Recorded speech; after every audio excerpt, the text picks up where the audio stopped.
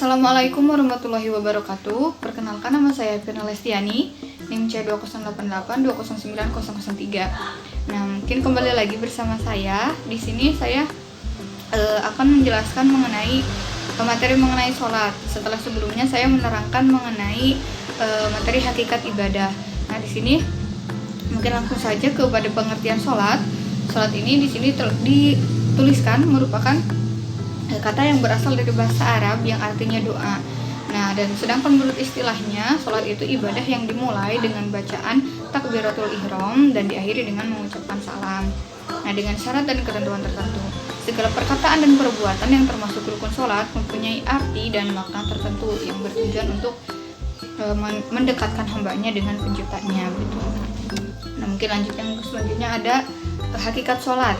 Nah, hakikat sholat ini di sini diterangkan bahwa Ibnul Qayyim rahimahullah menguraikan hakikat sholat, yaitu tidak dapat diragukan bahwa sholat merupakan perkara yang sangat menggembirakan hati bagi orang-orang yang mencintainya dan merupakan kenikmatan ruh bagi orang-orang yang mengesahkan Allah itu. Nah, puncak keadaan orang-orang yang jujur dan parameter keadaan orang-orang yang meniti jalan menuju kepada Allah, sholat merupakan rahmat Allah yang dianugerahkan kepada hambanya. Allah memberikan petunjuk itu kepada mereka untuk bisa melaksanakan dan memperkenalkannya sebagai rahmat bagi mereka dan kehormatan bagi mereka juga gitu. Supaya dengan sholat ini, dengan sholat tersebut itu mereka memperoleh kemuliaan darinya gitu, dan keberuntungan karena dekat dengannya. Allah tidak membutuhkan mereka dalam pelaksanaan sholat gitu. Tapi namun justru hakikatnya itu sholat tersebut merupakan anugerah dan karunia Allah untuk mereka. Dengan sholat, hati seorang hamba itu dan seluruh anggota tubuhnya itu beribadah gitu kepada Allah Subhanahu Wa Taala. Nah, dalam sholat itu Allah menjadikan bagian anugerah untuk hati lebih sempurna dan juga lebih besar, yaitu berupa hati yang bisa menghadap kepada Robnya Subhanahu bergembira dan merasakan kelezatan berdekatan dengannya gitu, merasakan nikmat dengan mencintainya, ringan gembira menghadap kepadanya gitu, dan tidak berpaling kepada selainnya saat beribadah sholat gitu, serta menyempurnakan hak-hak peribadatan kepadanya sehingga ibadahnya itu sesuai dengan apa yang diridhoi gitu. Nah, lanjut ke materi mengenai mengapa Allah mewajibkan sholat gitu. Nah, kita kadang sering orang-orang gitu sering ketika subuh itu kesiangan, ketika zuhur kerepotan, asar di perjalanan, dan maghrib kecapean, itu isya ketiduran. Nah, itu tuh merupakan suatu potret umat Islam saat ini gitu, bisa dibilang seperti itu. Meski mayoritas di negara ini itu muslim gitu, namun realitanya tak sedikit yang abai menjalankan syariatnya gitu. Bukankah sholat itu rukun Islam yang kedua setelah syahadat gitu? Tapi karenanya Allah itu mewajibkan bagi hamba-hambanya untuk menegakkan sholat 5 waktu gitu dalam sehari. Nah, adapun di Indonesia itu istilah Islam KTP gitu. Nah, istilah itu tuh seperti begitu dominan di kalangan umat Islam Indonesia gitu. Salah satu rukun Islam yang diabaikan adalah menegakkan sholat gitu, kebanyakan gitu. Padahal sholat itu kan adalah tiangnya agama gitu. Sholat itu Allah Subhanahu Wa Taala berfirman gitu, dirikanlah sholat, tunaikanlah zakat, dan taatilah Allah dan Rasulnya itu. Quran surat Al-Ahzab. Nah, di sana itu di ayat tersebut Allah itu berfirman, tidaklah aku. Nah, di ayat lain gitu Allah itu berfirman, tidaklah aku ciptakan jin dan manusia melainkan untuk beribadah kepadaku gitu. Az-Zariyat. Nah, tentu saja gitu, sholat itu bukan sekadar menggugurkan kewajiban gitu, tapi memahami esensinya gitu sebagai firman-Nya gitu. Nah, di sini pun ada mengenai hikmah sholat gitu. Nah, hikmah sholat itu kan banyak sekali gitu ya. Di sini diterangkan bahwa hikmah sholat itu ada yang pertama, sholat sebagai tiang agama. Seperti yang dijelaskan tadi ya, dalam sebuah hadis Rasulullah SAW bersabda, Islam dibangun di atas 5 pilar. Syahadat bahwa tidak ada Tuhan yang hak atau kecuali Allah dan Muhammad adalah utusan Allah. Mendirikan sholat, menunaikan zakat, pergi haji ke Baitullah dan berpuasa di bulan Ramadan. Hadis riwayat Bukhari Muslim ya. Kata Rasulullah SAW bersabda juga, sholat adalah tiang agama. Maka siapa yang mendirikan sholat berarti ia menegakkan sendi-sendi agama, dan siapa yang meninggalkan sholat berarti ia telah meruntuhkan sendi-sendi agama. Nah maka tegakkanlah tiang-tiang agama itu gitu, agar kita tidak termasuk sebagai orang yang meruntuhkan agama itu. Maksudnya yang kedua ada ibadah itu amalan yang pertama kali dihisab. Nah di sini dijelaskan kenapa sholat itu tak boleh ditinggalkan gitu, karena sholat adalah amal yang akan ditanyai di hari perhitungan nanti gitu. Dari Abu Hurairah radhiyallahu anhu berkata, aku mendengar Nabi Sallallahu Alaihi Wasallam bersabda, sesungguhnya yang pertama kali akan dihisab dari amal hamba adalah sholat. Jika sholatnya baik, ia benar-benar telah beruntung dan sukses, dan jika sholatnya rusak, benar-benar telah celaka dan merugi. Hadis riwayat At-Tirmizi dan An-Nasai. Nah, tidaklah kita merasa gemetar gitu saat ditanya tentang sudahkah kita sholat gitu. Bagaimana kita menjawab pertanyaan saat dihisab kelak gitu? Apakah kita termasuk orang yang menegakkan sholat atau mengabaikannya? Tentu kita tidak ingin diri kita ini celaka dan berakhir dengan penyesalan gitu ya. Nah, selanjutnya yang ketiga ada mengangkat derajat dan diberikan kemudahan. Rasulullah SAW bersabda, hendaklah kamu memperbanyak sujud, sesungguhnya sujud itu satu saja, karena Allah niscaya Allah mengangkat satu derajat dan Allah menghapus satu kesalahan. Hadis riwayat Muslim. Nah, bukan hanya mengangkat derajat saja, tapi juga akan diberikan kemudahan dan jalan keluar gitu. Nah di sini juga ada Ibnu Katsir berkata, Allah Ta'ala menjelaskan bahwa sarana terbaik sebagai penolong dalam memikul musibah adalah kesabaran dan sholat. Karena sholat itu adalah sebaik-baiknya solusi dalam menghadapi berbagai macam cobaan dan juga kesulitan hidup gitu. Karena tidak ada cara yang lebih baik dan dalam mendekatkan diri gitu kepada Rabb-Nya kecuali dengan sholat gitu.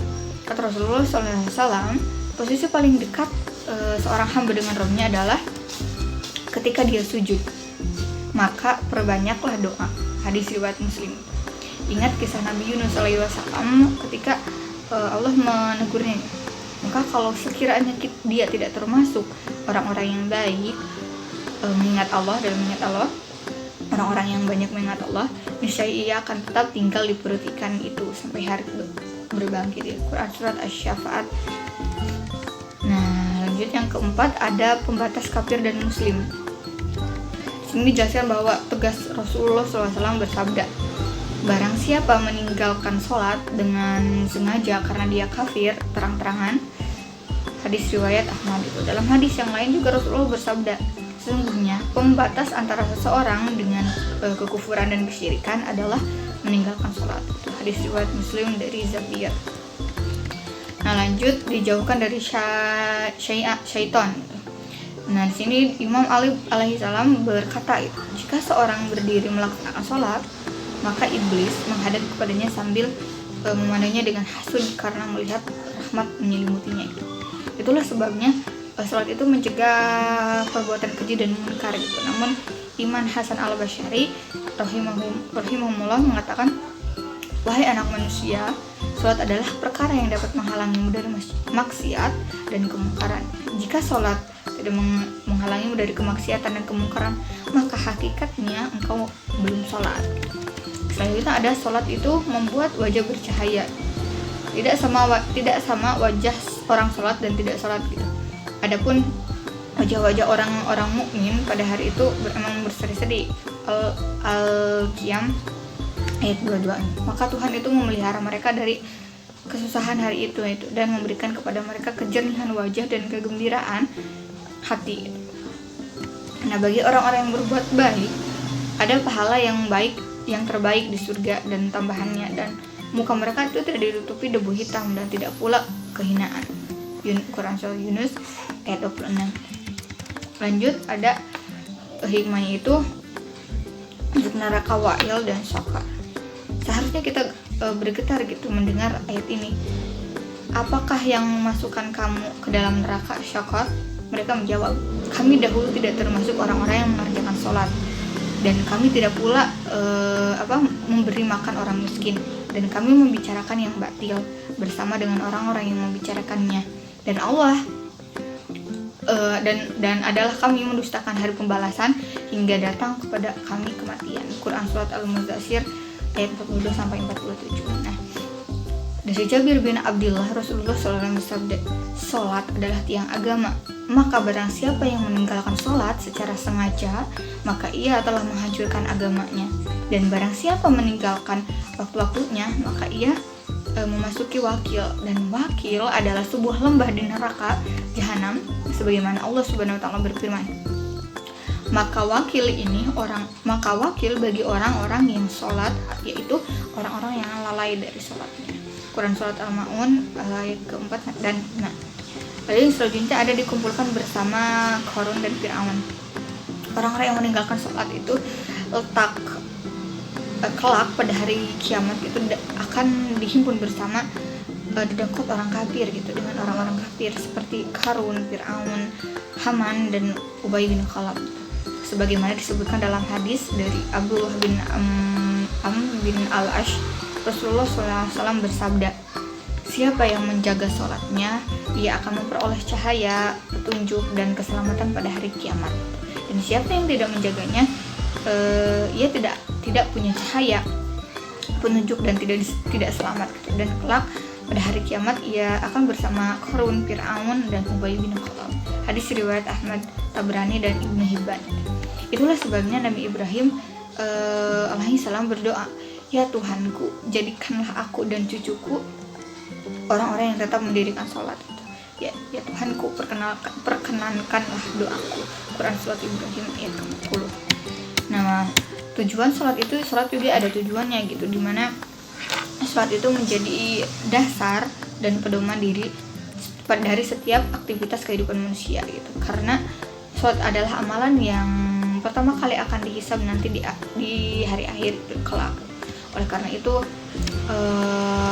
sholat itu merupakan ibadah yang mengatur segala aktivitas, baik itu diperintah maupun yang dilarang Tuhan. Aktivitas manusia berhubungan dengan Allah sebagai Tuhan penciptanya yang disebut hablum minallah, sedangkan aktivitas yang berhubungan dengan manusia disebut hablum minannas. Tujuan Allah menciptakan kita itu untuk beribadah dengan amal kebaikan dan menyembah kepadanya gitu. Menyembah di sini berarti beribadah, dan salah satunya adalah dengan sholat gitu. Kita itu hidup di dunia hanya sementara, dan kehidupan di dunia ini